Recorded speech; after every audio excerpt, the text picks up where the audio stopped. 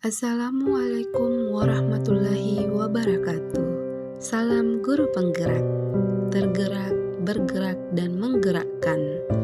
Saya Rina SPD, calon guru penggerak Angkatan 7, SMP Negeri 11 Kolaka Utara, Kabupaten Kolaka Utara, Provinsi Sulawesi Tenggara. Bapak Ibu guru hebat, pada kesempatan ini izinkan saya memaparkan hasil tugas modul 1.1 demonstrasi kontekstual pemikiran filosofis Ki Hajar Dewantara. Ki Hajar Dewantara adalah Bapak Pendidikan Nasional Indonesia yang lahir pada tanggal 2 Mei tahun 1889 di Pakualam, Hindia Belanda.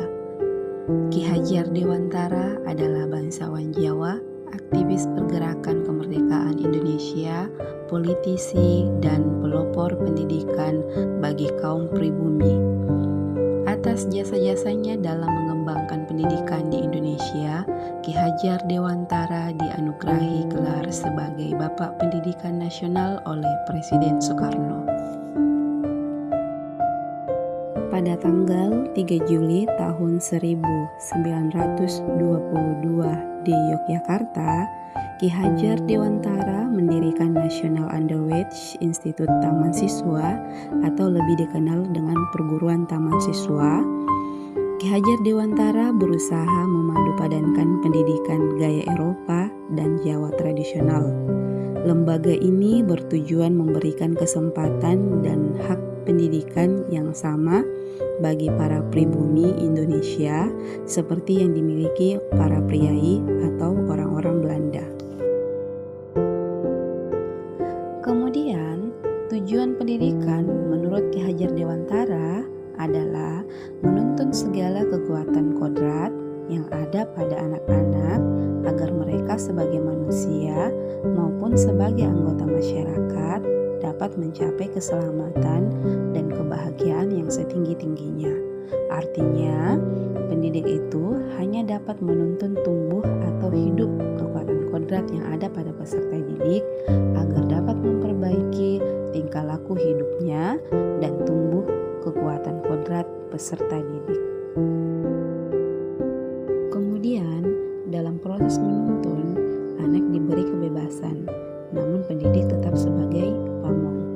Metode pembelajaran yang dicetuskan oleh Ki Hajar Dewantara adalah metode Among. Metode Among adalah metode di mana anak diberi kebebasan, tapi seorang pamong tetap mengamati dan membimbing anak selagi tidak ada bahaya yang mengancam. Ataupun pendekatan pembelajaran yang berpusat pada peserta didik atau anak merupakan sistem pembelajaran yang menunjukkan dominasi peserta didik selama kegiatan pembelajaran, dan guru itu hanya sebagai fasilitator, pembimbing, dan pemimpin. Selanjutnya, dasar pendidikan anak berhubungan dengan kodrat alam dan kodrat saman.